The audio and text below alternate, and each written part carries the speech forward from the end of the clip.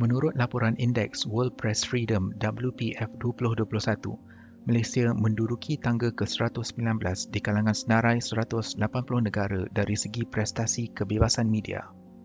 Kedudukan ini adalah lebih rendah dari tahun sebelum ini dan membangkitkan rasa risau di kalangan beberapa pihak di dalam negara. Dalam perbandingan di kalangan negara Asia, Korea Selatan dan Taiwan diletakkan di tangga teratas dan di rantau Asia Tenggara, Malaysia berada dalam kedudukan ketiga senarai selepas Timur Leste dan Indonesia. Laporan Indeks Kebebasan Media ini dikeluarkan setiap tahun oleh Reporters Without Borders, organisasi bebas yang ditubuhkan dengan tujuan memelihara hak untuk mendapatkan kebenaran menerusi laporan media dan internet. Perangkaan dan kedudukan ditentukan melalui proses penilaian oleh 18 organisasi seluruh dunia yang dianggotai 150 wartawan, penyelidik, penilai dan aktivis.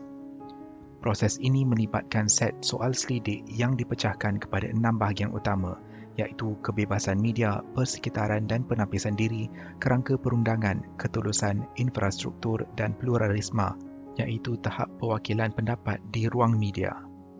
Contoh soalan yang dikemukakan ialah, dalam setahun yang lalu, apakah hukuman yang telah dikenakan kepada pemberi maklumat dan adakah individu yang ingin melaporkan berita atas talian mempunyai akses ke internet berkelajuan tinggi dengan harga yang berpatutan.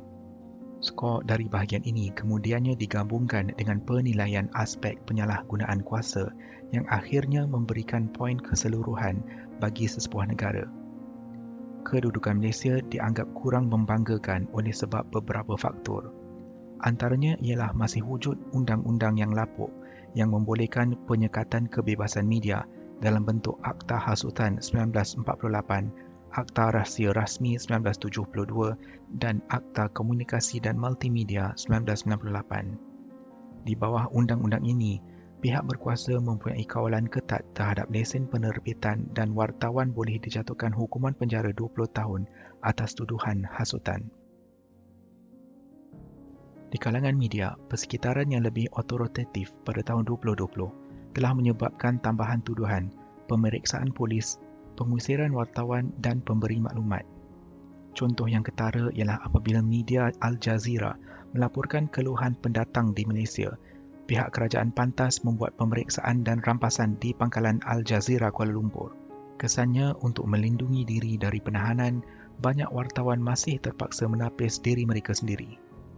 Selain itu, langkah menghidupkan kembali Jabatan Hal Ehwal Khas atau JASA dilihat mencabar kandungan maklumat yang diperolehi umum kerana ramai menganggap JASA menyebarkan propaganda politik kepada masyarakat dan seterusnya mengaburkan maklumat yang tersebar kepada umum.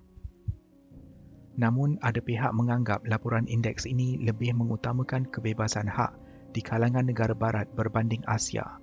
Beberapa negara dan pengulas telah mengkritik kriteria, metodologi dan juga tentang bias dalam penilaian yang dirasakan kurang objektif. Salah satu kebimbangan utama yang ditimbulkan ialah ketiadaan aspek ketelusan dalam tinjauan yang dibuat.